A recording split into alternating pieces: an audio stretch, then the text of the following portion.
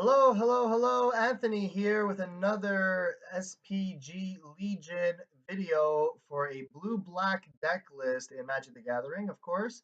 Marionette Master is the main win con of this deck. It's an artifact deck. It uses cheap artifacts to trigger Marionette Master's ability to make an opponent lose life equal to its power. And hopefully, with enough cheap artifacts, treasure tokens, and what have you, be able to just shut the game out. So please be sure to like and subscribe to the video and channel if you like what you see and want to see more of it.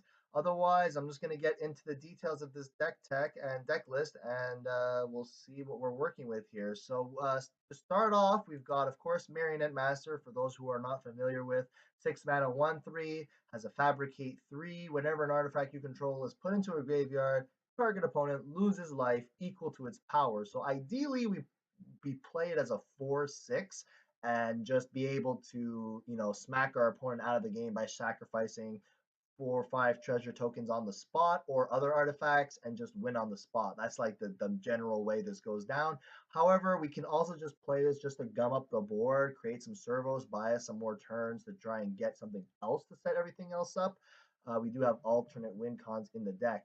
So, what artifacts are we using? Well, mainly speaking, Renegade Map and Traveler's Amulet. They're both 1 mana. They both get lands out of your deck into your hand. They're both cheap.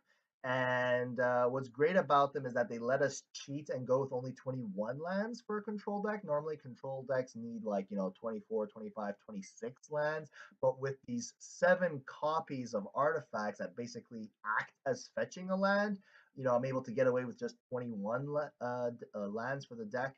So, yeah, great way to enable the Marionette Master combo's ability. We also got a couple copies of Treasure Map. Of course, Scrying, super value. Create treasure tokens, super value. Gleaming Barrier, good against early game aggro. A couple of these. Dumb Blocker creates a treasure token when it dies. Convenient for our strategy. A couple copies of Asia's Gateway.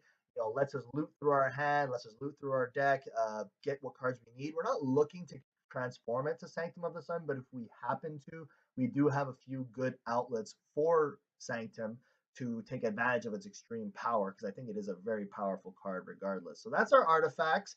What kind of cards benefit from the artifacts? Well, we've got Contraband Kingpin, amazing card against aggro, gives you scrying whenever you play a artifact, 1/4 lifelink for 2 mana, just super good against aggro, super good in our artifact synergy deck.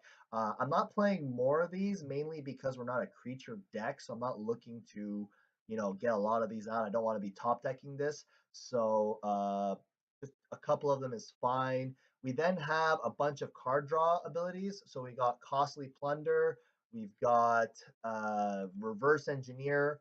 Both of them, artifact theme. Costly Plunder is just a cheap way to draw 2 cards, sacrifice a random treasure token, sacrifice a Traveler's Amulet or Renegade Map, what have you. Reverse Engineer, 5 mana for 3 cards, not the greatest, but Improvise let us play it out earlier on, so I think it's a great value card. Lets us get out of the dry spell of when you have a no hand left and you played all your plays. You draw Reverse Engineer, you're ecstatic. Next up, we've got a control package. So we've got some counter spells, a couple of metallic rebukes, great synergy with artifact. Lets us play him early and unsuspectingly, surprisingly, we just leave 1 blue mana up. The opponent thinks, oh, maybe he has a spell pierce, maybe he has a whatever. But then suddenly metallic rebuke comes out and you got to have 3 extra mana and you're like, oh crap. So great for the early game counter spell play. Not so good later on because you tend to have a lot of mana left over. That's why we got 2 copies of Disallow, just a general catch-all counter spell. Great against blue-white approach, of course. The double blue mana makes it a bit pricey and hard to play sometimes, but that's why I compromise with metallic rebukes as well. In terms of control, we also have 4 copies of Fatal Push, just all around great removal. We're able to trigger the revolt very easily, very regularly with our artifacts.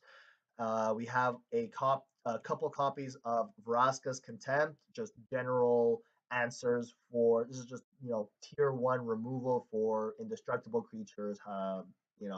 Scarab God for planeswalkers, etc. We've got Battle at the Bridge, another great card for early game aggro. Gets us that life gain. Great against Hazaret.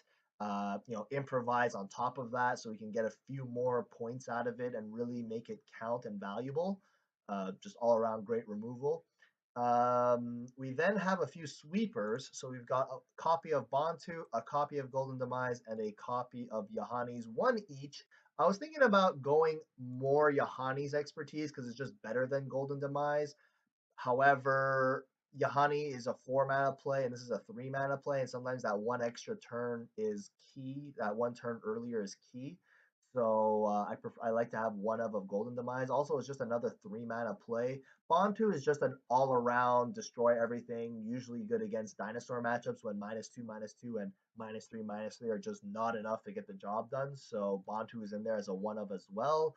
Those are our sweepers. We got a couple of planeswalkers just for the value of them. Tezzeret, of course, great in a artifact deck. His -2 becomes a very useful removal ability, killing off indestructible creatures even. Creates us Ethereum cells, which are basically treasure tokens. And that helps us with our final combo. Even his ultimate is another win con. Fringe, get it, but sometimes it happens. Liliana, the value is just gumming up the board with zombies, and then out of nowhere, we'll do a reanimation of a Marionette Master and just win on the spot because as soon as Marionette hits the field, you improvise it and you just get improvise. I mean, you fabricate it, make it a 4/6. You just sacrifice a bunch of stuff and win on the spot. So that's what I like about Liliana. They don't expect it. And yeah, those are our planeswalkers for general value. We've got alternate win conditions. So that being Herald of Anguish, just a 5/5 flying beatdown guy, great against control matchups with his discard ability, great against other creatures with his -2/-2 ability. And yeah, just really useful because he's also got improvise. You can even play him early if you're lucky. The last, another, or I should say probably the last alternate win con is the Torment of Hailfire. Now it's only a one of. We're not looking to use it, but it's just if you happen to come across it, you're probably going to have a bunch of mana and it's going to be able to just nuke your opponent's hand, play a battlefield, and hopefully life as well. That'll let you set up the next round of attacks. If you happen to have a flipped Sanctum of the Sun, then of course dump all the mana into that and just make it a game-ending Torment of Hailfire. Same can be said with the Battle of the Bridge. You happen to have Sanctum of the Sun, you can just dump 20 into it, gain 20 life. That's just like puts you out of the reach out of a lot of decks trying to beat you down. Yeah, so that's the main deck. For sideboard, we've got a control package. So we've got a couple more Metallic Rebukes, a Negate, an Essence Scatter, a couple of Duresses against a control matchup. We have an additional copy of Expertise. We've got another Battle of the Bridge and one Ravenous Chupacabra. It's good. It's just another alternate way to destroy creatures that, but also be a creature body on the field left behind. Can get it with Liliana, etc. We then have Hostage Taker, all around great card. Just everyone should be familiar with this card by now. And Shrewd Negotiation is our janky, sneaky, uh, turn the battle of the tide and turn the tide of the battle on a moment's notice with this. So, there's another card that this might remind people of, Confiscation Coup, where Confiscation Coup costs 4 mana and it lets you, or 5 mana, and it lets you, take control of a creature by spending energy against its converted mana cost. So that's a very good alternative to this card. However, this card is better because you're not gonna be able to Confiscation Coup a dinosaur or any big scary threat like with high mana costs. However, Shrewd Negotiation, you're just taking anything, period. And all you need to do is trade off your own artifact or creature.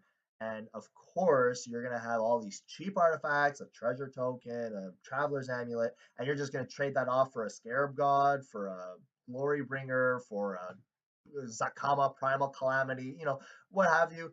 Shrewd Negotiation has saved me surprisingly in a dire situation, so I highly recommend you guys check it out. Again, of course, it's only good in an artifact deck, but this is an artifact deck, so 3 of them. And yeah, so please be sure again to like and subscribe to the videos. The videos that get the most popularity will be played into games, so please be sure to show love to whatever game, whatever deck you like. And yeah, so that's Anthony checking out from SPG Legion.